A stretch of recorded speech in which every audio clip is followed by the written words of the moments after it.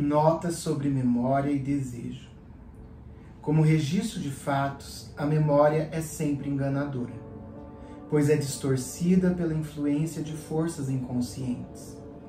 Desejos interferem na operação do julgar, pela ausência de mente, no momento em que a observação é essencial.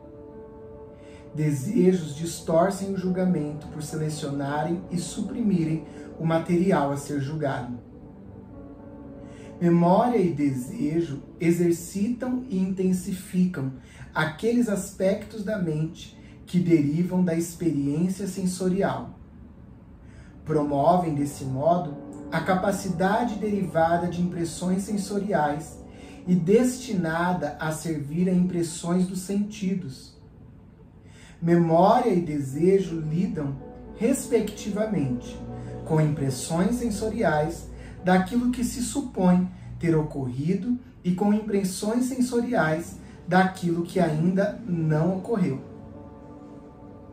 A observação psicanalítica não diz respeito ao que ocorreu, e tampouco ao que vai ocorrer, mas sim ao que está ocorrendo. Além disso, a observação psicanalítica não diz respeito às impressões sensoriais ou aos objetos dos sentidos. Qualquer psicanalista conhece depressão, ansiedade, medo e outros aspectos da realidade psíquica, independente de esses aspectos terem ou não sido bem nomeados. Esses aspectos constituem o mundo real do psicanalista. Dessa realidade ele não duvida. No entanto, para exemplificar, a ansiedade não tem forma, odor ou gosto. Estar cônscio de que acompanha sensorialmente a experiência emocional é um obstáculo para o analista intuir a realidade com a qual ele deve estar de acordo. É necessário que toda e qualquer sessão psicanalítica não tenha história nem futuro. Aquilo que é conhecido sobre o paciente não tem a menor consequência, ou é falso ou é irrelevante. Caso seja conhecido pelo paciente e pelo analista, fica obsoleto. Se um deles conhece algo, mas o outro não, está operando uma defesa, ou um elemento da categoria 2 da grade. O único ponto de importância em qualquer sessão é o desconhecido. O analista não deve permitir que nada o distraia de intuir o desconhecido. Em qualquer sessão ocorre a evolução. Algo evolve a partir da escuridão e da ausência de forma. Essa evolução pode ter uma semelhança superficial com memória, mas assim que tenha sido experimentada, jamais poderá ser confundida com memória. Compartilha com os sonhos a qualidade de estar totalmente presente, ou ser inenarrável e subitamente ausente. É essa evolução que o psicanalista precisa estar pronto para interpretar. Para tanto, ele precisa disciplinar seus pensamentos. Primeiro, e acima de tudo, como todo psicanalista sabe, ele precisa ter tido uma análise a mais completa possível. Nada do que se disse aqui deve ser tomado como algo que põe em dúvida esse fato. Segundo, ele deve cultivar cuidadosamente o ato de evitar memória. As anotações deveriam se restringir àquilo que possa ser registrado. Um exemplo óbvio é a agenda de horários. Obedecer às seguintes regras. 1. Memória. Não lembrar sessões anteriores.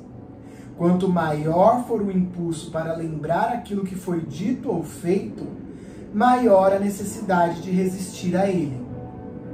Esse impulso pode se apresentar como um desejo de lembrar algo que ocorreu, porque isso parece ter precipitado alguma crise emocional. Não se deveria permitir que nenhuma crise quebre essa regra. É necessário não ocupar a mente com suposições. Caso contrário, a evolução da sessão não será observada no único momento em que pode ser observada, enquanto está ocorrendo. 2. Desejos. O psicanalista pode começar evitando qualquer desejo de chegar ao fim da sessão, ou semana, ou ano. Não se deve permitir que proliferem desejos de resultados, de cura ou até mesmo de compreensão. É necessário obedecer a essas regras durante o tempo todo, e não somente durante as sessões. Com o tempo, o psicanalista vai se tornar mais consciente das pressões exercidas por memórias e desejos, e mais habilidoso em deixá-las de lado. Se o psicanalista mantiver essa disciplina, haverá em primeiro momento um aumento de sua ansiedade, mas isso não deve interferir na preservação das regras. O procedimento precisaria começar imediatamente e não ser abandonado sob nenhum pretexto. O padrão da análise irá mudar. Genericamente falando, vai parecer que durante certo período o paciente não está se desenvolvendo, mas cada sessão será completa em si mesmo.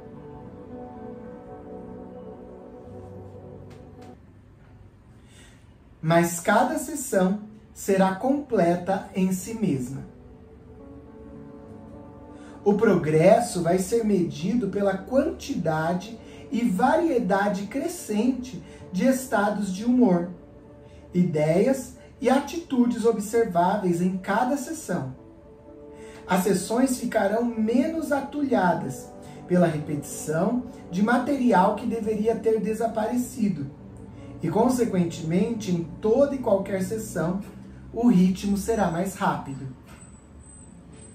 O psicanalista deveria buscar adquirir um estado de mente tal que a cada sessão ele sinta que nunca viu o paciente antes.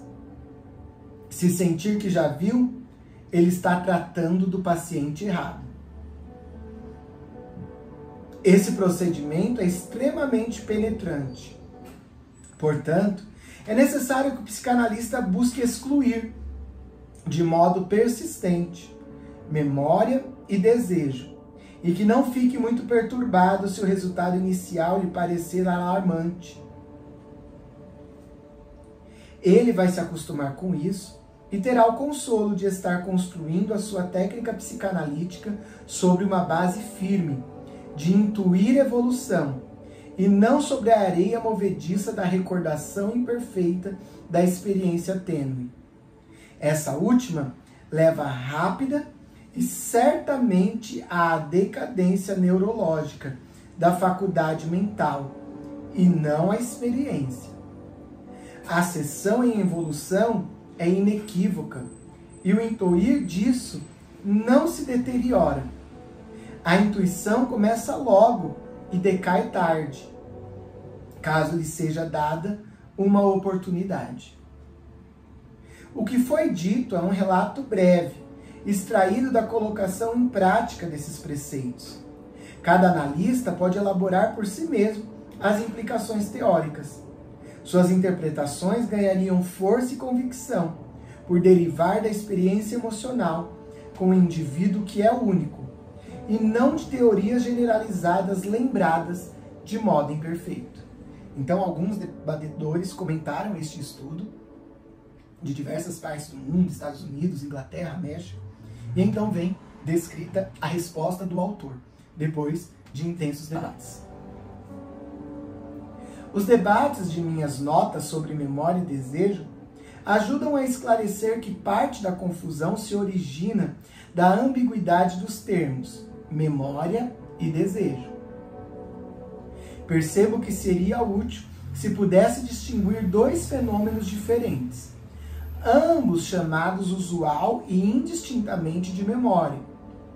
Tentei fazer a distinção, referindo-me a um deles como evolução, termo pelo qual designo a experiência em que alguma ideia ou impressão pictórica aparece como um todo na mente, sem ser convidada. Gostaria de distinguir essa experiência das ideias que se apresentam, respondendo a uma tentativa deliberada e consciente de recordá-las. Para essas últimas, eu reservo o termo memória. Reservo memória para a experiência relacionada predominantemente com as impressões sensoriais. Considero evolução como baseada em experiência que não tem nenhum fundamento sensorial, mas que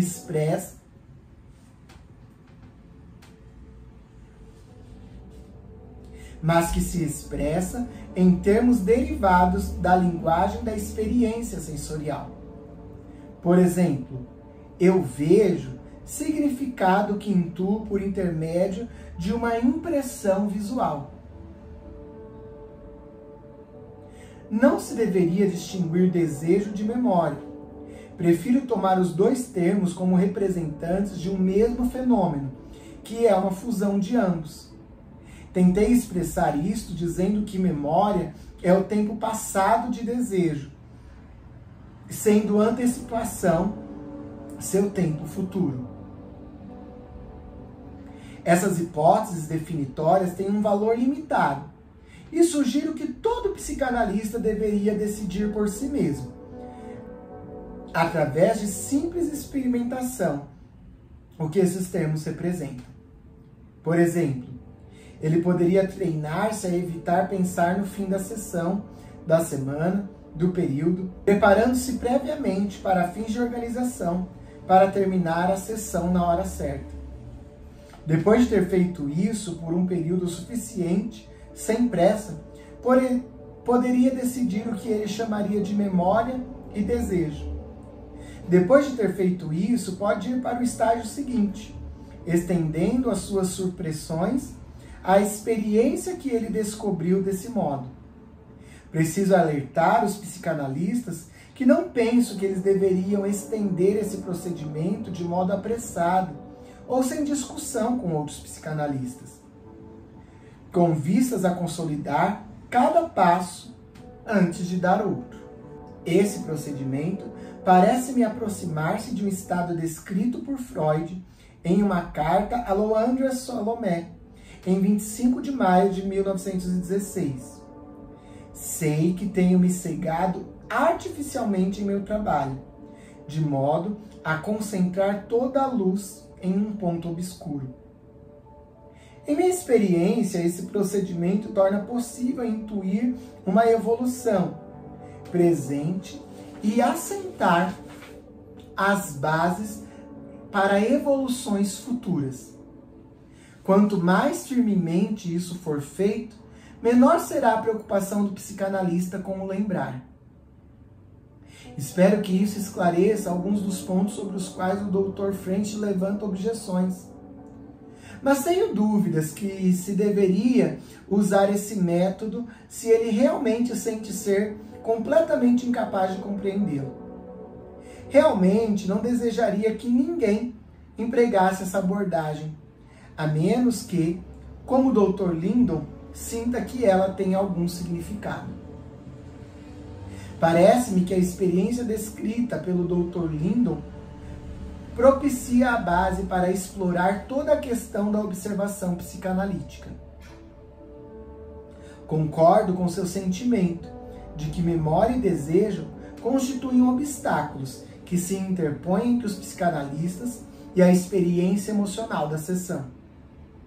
Quando se considera como é pequena a oportunidade que o analista tem para observar, até mesmo com 5 sessões por semana, qualquer obstáculo fica sério. O Dr. Gonçalves chama a atenção para um defeito do qual estou bastante consciente. Meu sentimento é que em meus pontos de vista envolveram E embora isso deva significar que eles mudaram, penso que a mudança é menos significativa do que a evolução. Penso que as expressões que ele cita corretamente estão em contexto errado. Mas embora atualmente essas formulações me pareçam erradas, foram suficientemente boas para me levar às minhas atuais formulações, as quais penso serem melhores. Especificamente, penso que o uso da linguagem baseada na experiência dos sentidos levou-me a não reconhecer que de fato não se vê, sente, toca, cheira, etc., ansiedade. Espero que minha experiência seja repetida por outros que tentaram ler aquelas formulações mais antigas. Vou sentir menos remorso, se assim for.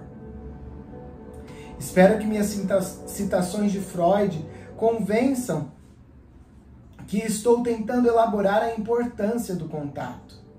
Não me sinto à vontade quando se sugere que estou me afastando da técnica psicanalítica.